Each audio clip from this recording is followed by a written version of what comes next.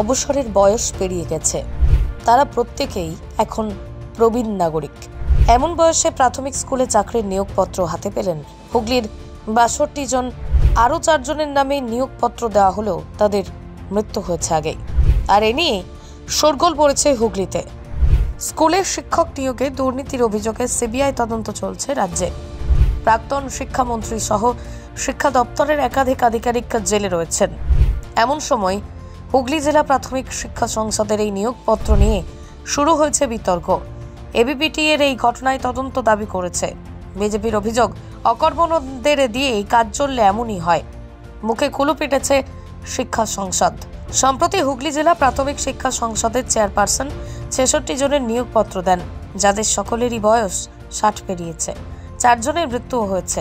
এই নিয়োগপত্র নিয়ে অনেকেই উল্লিখিত স্কুলে গিয়ে খোঁজ নিয়েছেন, কেউ আবার সার্কেল অফিসে গিয়ে যোগাযোগ করেছেন। ঘটনা সামনে আসতেই শোরগোল পড়েছে।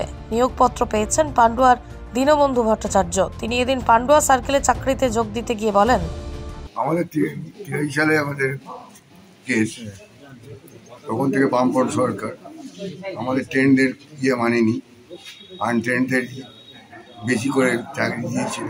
পরে প্যানেলটা জাজ ক্যান্সেল করে দিয়েছিল। এখন কি করে কি অ্যাপয়েন্টমেন্ট হলো জানি না। এখন অ্যাপয়েন্টমেন্ট হয়েছে, আমাদের এই জানুয়ারিতে অ্যাপয়েন্টমেন্ট এসছে। আমরা এসআই অফিসে এসেছি। আমাদের জেলা পরিষদের চেয়ারম্যান অর্ডার দিয়েছিলেন যে এসআই অফিসে গিয়ে জয়েন করতে। আমরা এসেছি জয়েন করতে। আচ্ছা, আর কে আপনাদের অর্ডার কে দিয়েছিল? মানে জয়েনিং এর লেটারে কার্ড সই টই ছিল? হ্যাঁ, জয়েনিং লেটারে আমার চেয়ারম্যানের সই আছে। কি নাম ছিল? শিল্পা নন্দী। আচ্ছা। ৭১ বছরের বৃদ্ধ অচিন্ত অদক বলেন,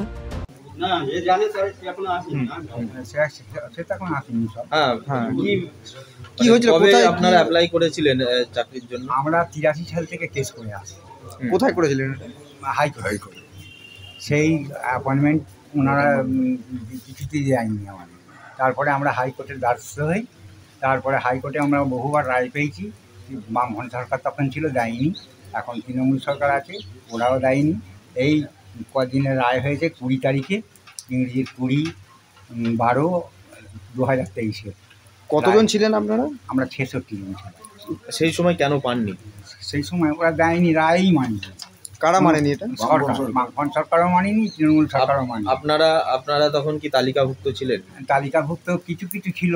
যেমন প্যানেলটা ছিল আমাদের, তখন নিয়ম ছিল ইয়েতে বেসিক ট্রেনিংয়ের পুরো পার্সেন্টটাই দিতে হবে।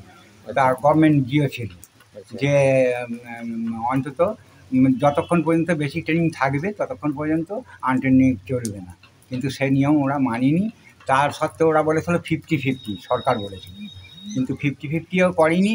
প্যানেলটাই দেখা গেল, পরে বার করে দেখা গেল যে 593 বেসিক ট্রেনিংয়ের প্যানেল আর 2137 হচ্ছে আনট্রেনিংয়ের প্যানেল। এই করে দেখা গেল প্যানেলটা হওয়া হয়েছে। এই যে সরকারের একটা চলছে, সরকার একটা মানে লুটেরাজদের সরকার হচ্ছে। এমনি তো কলকাতার বুকে প্রচুর শিক্ষিত বেকার যারা চাকরি পাওয়ার যোগ্য, তারা দিনের পর দিন ওখানে অনশন করছে, ধর্ণা দিচ্ছে।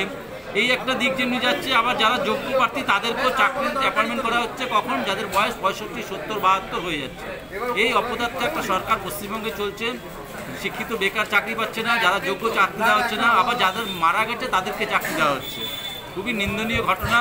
মানুষকে বেকারত্বকে নিয়ে ছিনিমিনি খেচ্ছে। মানুষের বেকারের যে জ্বালা যন্ত্রণা সেটা উপলব্ধি করার এই একটা অমানবিক সরকার পশ্চিমবঙ্গ বুঝতেই পারছে না। হুগলি জেলা প্রাথমিক শিক্ষা সংসদের চেয়ারপারসন শিল্পা নন্দী এ বিষয়ে এখনই কিছু বলতে চান না, আর যা বলার পরে বলবেন বলেই জানিয়েছেন।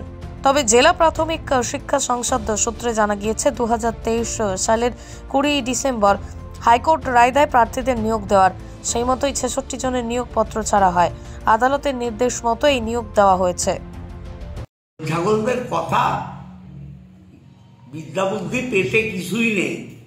শিল্পানন্দের কি আছে? ওকে কোর্টের অর্ডার, প্রাথমিক শিক্ষা সংসদ ওকে পাঠিয়েছে অ্যাপয়েন্টমেন্ট দাও বলে। ওই অ্যাপয়েন্টমেন্ট দিয়েছে as per court order. Court যদি অর্ডার দেয় ওর কি করার আছে? শিল্পানন্দীর এখানে কোনো ভুল নেই এবং তৃণমূলও এর সাথে কোনো যুক্ত নেই। এটা বামফ্রন্টের আমলের প্যানেল। কি গো, আমার নেকলেসটা কেনার ব্যাপারে কিছু ভাবলে? কোথা থেকে কিনবে? সমস্যা হলো কে যে কেমন জিনিস দেয়। এই সর্বকালের প্রথম আলমগিনি প্যালেসের সোনার গহনা, দামও মজুরি সাধারণ জুয়েলার্সের মতোই। প্রচুর চোখ ধাঁধানো নিত্য নতুন এক্সক্লুসিভ গহনার ডিজাইন, যা আপনাদের মন কাড়ার মতো। বাহু, অন্নপ্রাশন অথবা যে কোনো অনুষ্ঠানে আপনার পছন্দ মতো গহনা অর্ডার নেওয়া হয়। যখন দাম ও মজুরি সাধারণ জুয়েলার্সের মতোই, নিত্য নতুন ডিজাইন ও প্রতিটি গয়না গ্যারান্টি যুক্ত পাওয়া যাচ্ছে, তাহলে আজই চলো শোরুমে আলমগিনি প্যালেসে।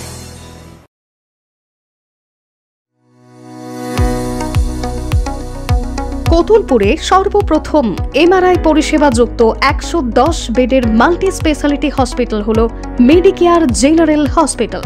স্বাস্থ্যসাথী মান্যতাপ্রাপ্ত এই হসপিটালে রয়েছে AC, non AC cabin, modern OT, ICCU, NICU, micro surgery, dialysis বিভাগ, ব্রেন ও spine surgery, cancer surgery, lift সহ নানান পরিষেবা। এছাড়াও রয়েছে সিটি স্ক্যান পরিষেবা যুক্ত নিজস্ব ডায়াগনস্টিক সেন্টার, ডক্টর চেম্বার্স, ওষুধের দোকান সহ 24 ঘন্টা অ্যাম্বুলেন্স পরিষেবা। 24 ঘন্টা অ্যাক্সিডেন্ট এমার্জেন্সি, রোগীর সুচিকিৎসা, সুপরিষেবা এবং সুস্বাস্থ্যই হল আমাদের মূল লক্ষ্য। ঠিকানা সরিষাদিঘি, কোতুলপুর, বাঁকুড়া। যোগাযোগ নম্বর 9434216662 অথবা যোগাযোগ করুন 9732212924 এই নম্বরে। তন্ত্র মন্ত্র করে দেখি তার ভিতরে তুমি না। তন্ত্রমন্ত্রে আমরা বিশ্বাসী নই, মানব প্রেমে বিশ্বাসী। মানবতার বীজ বপনে 24 থেকে 28 জানুয়ারি আমরা আয়োজন করেছি আন্তর্জাতিক গোসাই পরবের। পঞ্চম বর্ষে তিঘুরির মাঠে পরবে থাকছে এদেশের পাশাপাশি বাংলাদেশ, রাশিয়া, জাপান সহ বহু দেশের বাউল পুকিরা। থাকবে পুরুলিয়ার ছোয়ের মুখোশ থেকে খোয়াইয়ের হাট, হস্তশিল্পের সম্ভার, বাংলাদেশের নকশি কাঁথা, পিঠে ফুলের স্টল। মানুষের মধ্যে ঈশ্বরের অস্তিত্ব খুঁজতে সামিল হন আমাদের সকলের উৎসবে। শাস্ত্র গ্রন্থ পড়ি যত, আরো দূরে সরে যাই, আরো দূরে সরে যাই, আরো দূরে সরে যাই। পরিশ্রম করা মানুষের পরিশ্রম কখনো বিফলে যায় না, এবং এটাও সত্যি WBCS সিলেবাস ভালোভাবে পড়া ছেলে মেয়েদেরও WBCS না হলেও কোনো না কোনো সরকারি চাকরি লেগেই যায়। তবে এর জন্য দরকার স্মার্ট হার্ডওয়ার্ক। সেই জন্যই আমরা অর্থাৎ success competitive coaching, success academy hub সর্বদা প্রস্তুত। তোমার স্বপ্নের সরকারি চাকরি ক্র্যাক করতে আমরা সাহায্য করব তোমাকে। বেসিক থেকে অ্যাডভান্স লেভেলের যাবতীয় সিলেবাস পড়াবো আমরা। WBCS, WBPKP, SSC, SLST, TET rail, army, bank সহ ইত্যাদি চাকরির প্রস্তুতি আমরা করিয়ে থাকি। আমাদের অনলাইন এবং অফলাইন ব্যাচে ভর্তি চলছে। যোগাযোগের নাম্বারটি হলো 9647617485। আমাদের অফলাইনের ঠিকানা আরামবাগ বাস স্ট্যান্ড, চতুর্থ তল, সাকসেস কম্পিটিটিভ কোচিং অথবা সাকসেস একাডেমি হাব, যা তোমার ফ্রেন্ডস, ফিলোসফার অ্যান্ড গাইড।